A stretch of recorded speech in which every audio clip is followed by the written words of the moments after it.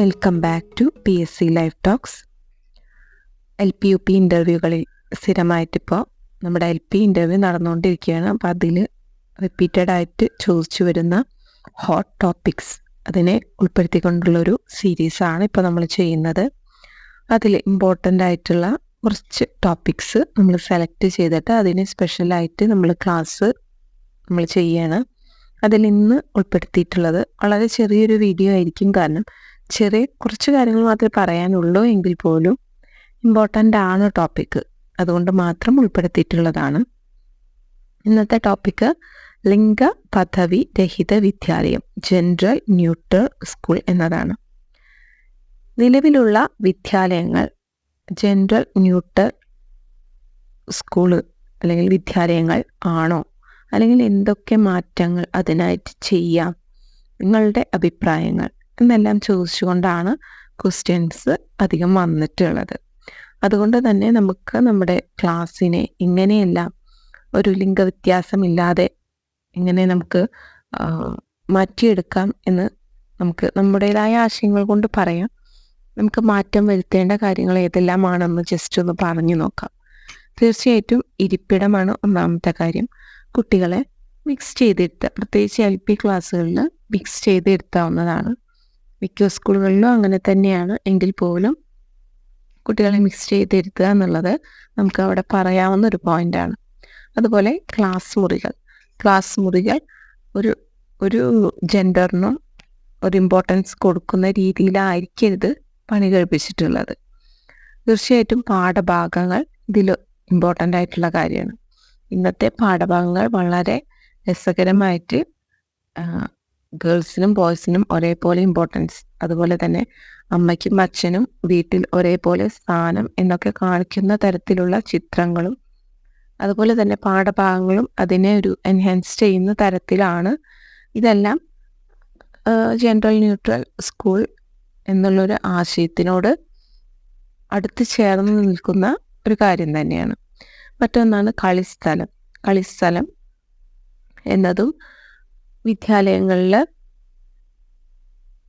ഒരു വേർതിരിവില്ലാതെ കുട്ടികളെ ഒരേ സ്ഥലങ്ങളിൽ, പെൺകുട്ടികൾക്കൊരു സ്ഥലം അല്ലെങ്കിൽ ആൺകുട്ടികൾക്ക് വ്യത്യസ്തമായിട്ടുള്ളൊരു സ്ഥലം, അങ്ങനെ ഒരു വേർതിരിവില്ലാതെ രണ്ടുപേർക്കും ഒരേപോലെ കളിക്കാനായിട്ടുള്ളൊരു അവസരം നൽകുക എന്നുള്ളത് ഒരു പോയിൻ്റായിട്ട് നമുക്ക് പറയാം.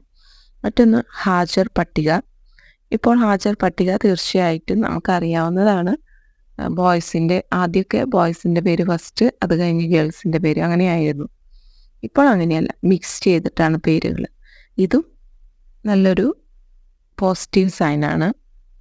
മറ്റൊന്ന് വിനോദ പരിപാടികൾ.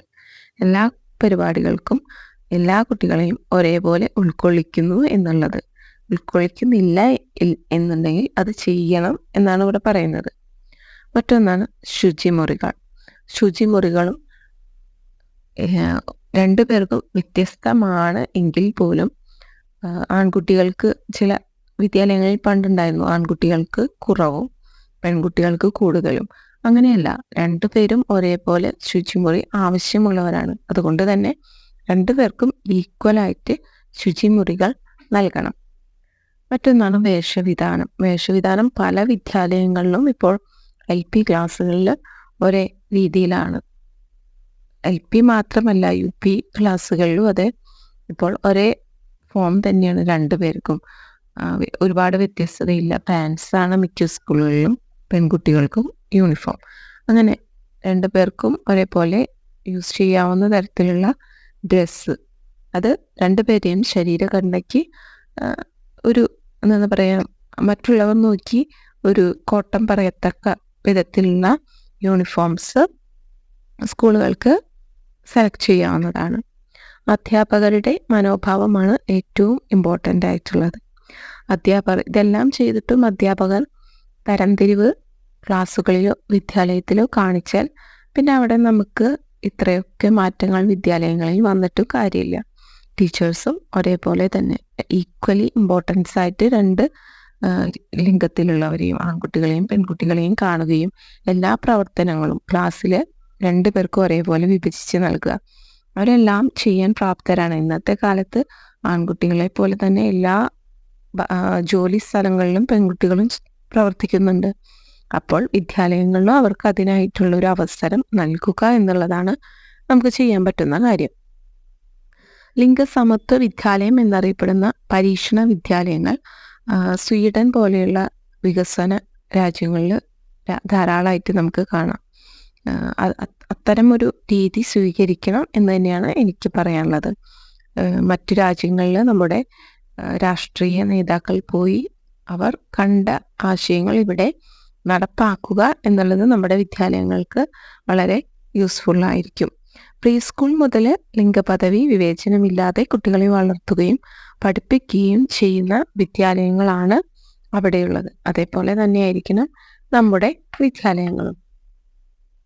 കുട്ടികൾ എത്തുന്നത് മുതൽ ഏത് തരം വസ്ത്രങ്ങൾ ധരിക്കണമെന്നും എങ്ങനെ പെരുമാറണമെന്നും ഉള്ളൊരു ബോധം കുട്ടികളിൽ വളർത്തുന്നു. ഇവയെ പരിഗണിക്കാതെയുള്ള വിദ്യാലയങ്ങളാണ് ഇവിടെ.